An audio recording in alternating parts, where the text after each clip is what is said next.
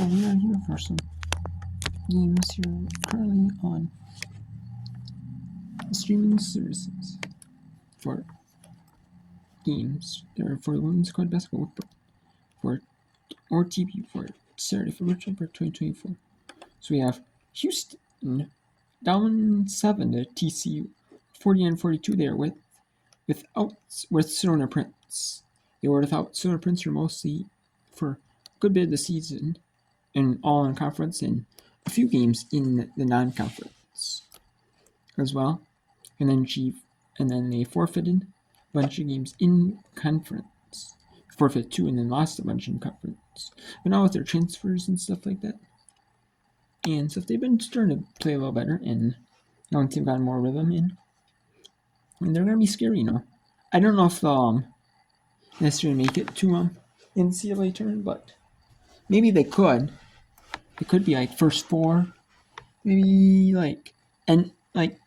know, just like last four, not last four in, but maybe like first four buys or whatever.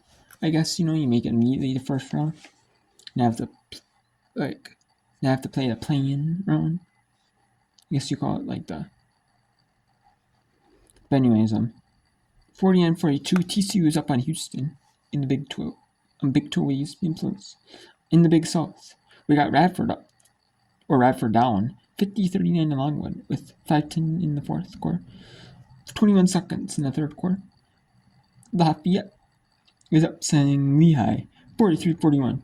San Francisco Portland 28-all at half, and tipping off in 13 minutes. Cal Poly at UC Riverside and UNLV at Nevada tipping off in about 45 minutes in FS1. For the women, Mountain West Showcase game FS1. We have BYU got blown out by Iowa State 74-49 in that one. And then earlier in the day, there are some games from earlier in the day. That I mentioned. Mississippi State beat Texas Southern 71-65, 70-65 Loyola Maryland beat Boston University in overtime. San Diego beat St. Mary's 52, 80-71 Loyola Maryland beat Pacific. Old Dominion 27. They got their 20th win over Sturgis State in some. North Dakota State blew out North Dakota by 27, 107-80. And then North Dakota State, and then North Dakota Summit League rivalry. Northeast CSB, because there's 78-62, CN65 UC San Diego upset UC Irvine. That was a huge upset, even though. And then Cal State Fullerton unsurprisingly beat Cal State Northridge 75-57, 76-65. Montana beat Portland State 60-55. Northern Arizona beat Idaho 68-63. Eastern Washington survived over Northern Colorado. Stanford beat Furman 74-66, and Hawaii beat Long Beach State like expected 80-68. So let's go to the Big 12 on ESPN Plus. With 2:23 to go, Houston 42, TCU 47 or 49, 2:24 right now on ES 50 now. It's 50-42. So let's go to the announcers at TCU University, or also known as Texas Christian University. 51-42, TCU has the lead on Houston. 2:24 to go. Sending the announcers live on Big 12 now on ESPN Plus. Injury not including a couple of forfeits the Horned Frogs had to take while hosting open tryouts in the middle of the season. Now they're trying to hang on for their third Big 12 win in a row, and it's a bucket from Cameron Jones driving inside. 2 minutes left. Houston is finding a way to get points on the board and try to make a comeback here late. TCU take care of the basketball down the stretch. They've coughed it up 20 times in this game. Madison Connor, 10 toes to the rim, and she knocks it down. Her third trifecta tonight. Really good job there of Una being able to find her under distress, and Madison Connor's going to do what she always does. You've had the opportunity to watch her all season long. The shot release is special, and you can see what she's continued to do. Again, when she just gets into her rhythm and steps into that shot, you can tell when it comes off her hand whether that's going down or not. A lot of special players, and like we talked about, Zaina Medley-Kendrick in attendance tonight. And Connor needed 7 threes to pass her. So far tonight, she has 3. But either way, just 2 remarkable players. And Madison Connor, the 5'11 junior, just with a great stroke from distance. And like you said, Jada, you played with Zaina, you've witnessed Madison. What similarities do the two have in terms of their ability to get loose from three-point range? I think they use their footwork to get themselves open and get themselves the shot that they want. But they're 3-level scorers, so when you have to guard them all 3 levels, it keeps you honest on the defensive end. And Connor getting called for a travel right there as she fell down on the baseline. And like you said, footwork, well, the footwork was pretty easy on that last attempt. You saw it, right? 10 toes were just lined up wide open. Not a good idea, right? When you leave a shooter like that with that much distance. But like you said, a crucial aspect of the 3. Good footwork, and well, she's possessed that all season long. Second best three-point shooting season in TCU history. And well, a couple regular season games left after this one as well.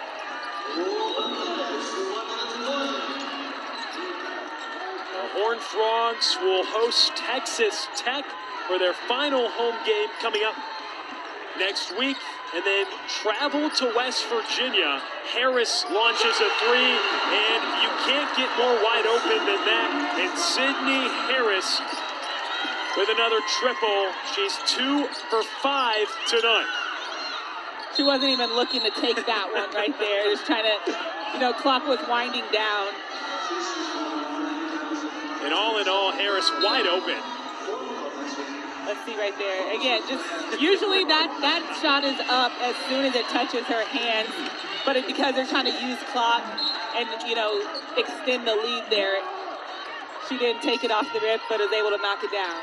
And Blair from the corner. Jovanovic gets the rebound, then she gets fouled. And while TCU's hit a couple of late threes, their total's up to 6. They're coming off hitting 14 in each of the last 2 games. They've hit a couple of late threes, but again, that's not been the story at all tonight. It's been finding a way to play great defense. Agnes Eminobu with 12 rebounds and 11 points tonight.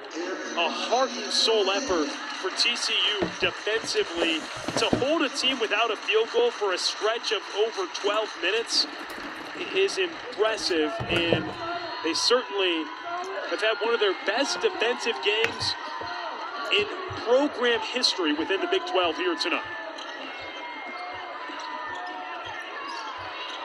They'll have an opportunity basically to dribble this one out as Eminopu drives. She'll head to the foul line with 11 and a half.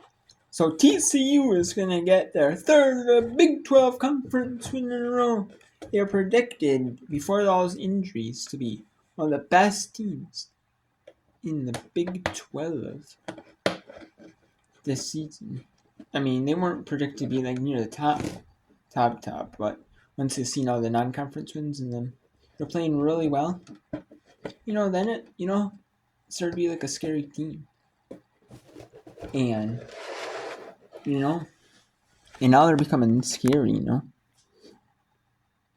in the Big 12, I don't know if they'll win the Big 12 tournament, but they'll get pretty good, And it's going to be 59-46. Oh, no, it's going to be 59-49. TCU's going to win 59-49 against Houston, which is a good one for them. And it looks like we're going to have... Let's go to Longwood at Radford. That's the only game on right now is Longwood at Radford. We have Lafayette Lehigh in the media timeout. Between, in the middle of 4th quarter media timeout. Probably for like a timeout taken, as it's not exactly at the 5-minute mark yet. A lot of these streaming games, they'll do media timeouts at the 5-minute mark or under. 5 or under. Some of these non-televised games, might take a little bit less than 2 hours. And then we have San Francisco at Portland. Here. That is in the second half, or soon to be in the second half.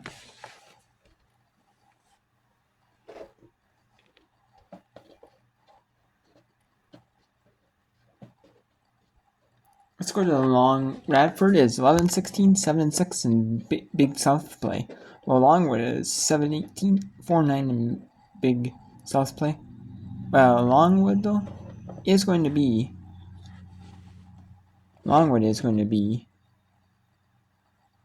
8-19, 5-9 in Big South play, while Radford is going to fall at 11-17 over 7-7 in Big South play.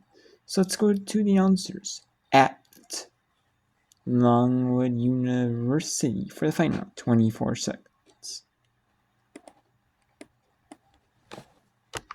Roy. And Longwood will make it 30-16 against Radford. Radford, the Highlanders, still own the overall.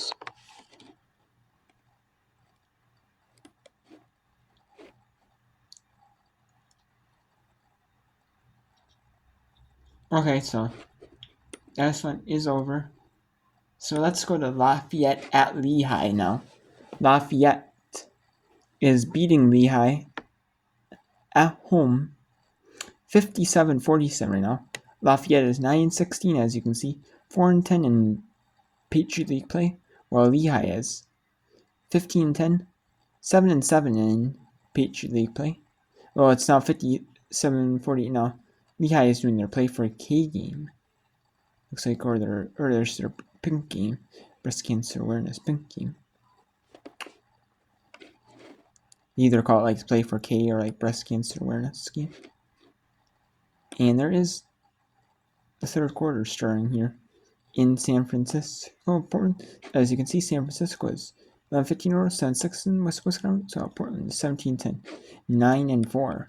We'll go to that game, and we'll also take you to Cal Poly at UC Riverside. Cal Poly is 14-10, 10-5 in Big West play, while UC Riverside is 15-11, 10-6 in the Big West play. So this is an interesting game.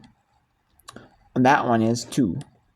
It's pretty good. Good implications for like the Big West tournament. There are games next week, Thursday and Saturday, and then the week after on the 29th and the 2nd, and then there's games on the 2nd, on the 7th, and the 9th.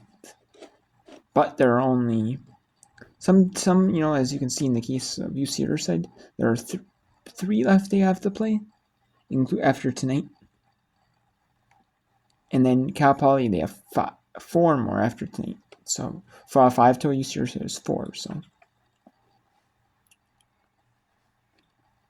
but anyways, let's go to Lafayette, back to Lafayette Lehigh. No, they're in the media, another media. The under 5 media. So we'll go to San Francisco at Portland. 28-all, 9:21 to go.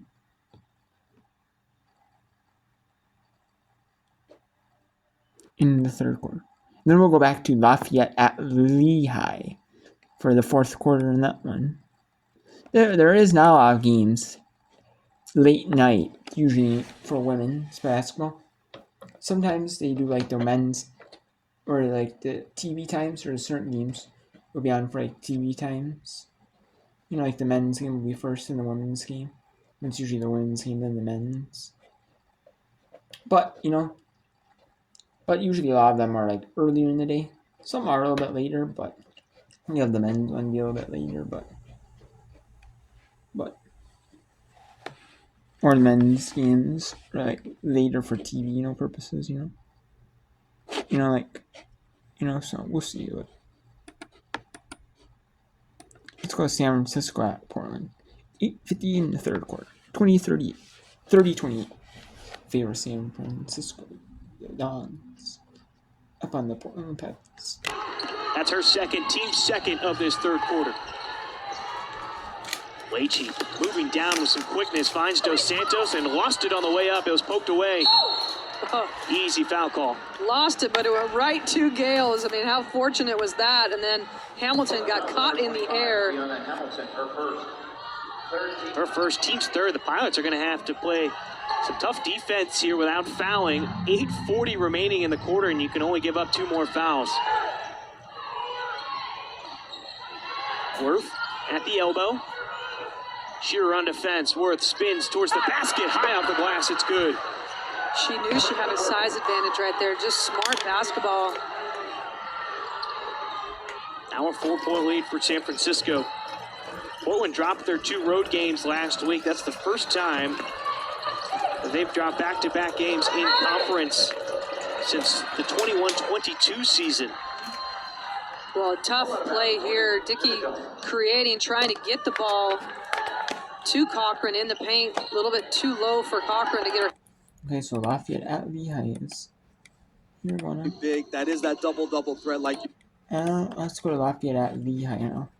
It is 59-51. Lafayette has the lead. But Lehigh is closing in on that, and there's still plenty of time for Lehigh, to make this a game.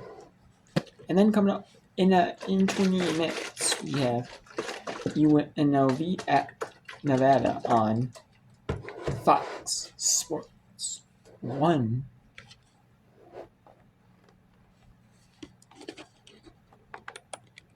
Create some space, her 3 is short, and the rebound came down to Kay Donahue. 4 of 16 in the second half are the Mountain Hawks from downtown. It's 25%. Quick math, good job by you, Matt, but Those were the easiest numbers I could. not a good job by the Mountain Hawks in this second half from beyond the arc and down low by Colleen McQuillan. Donahue's going to go back to the line. McQuillan picks up her second foul. Lafayette has just been the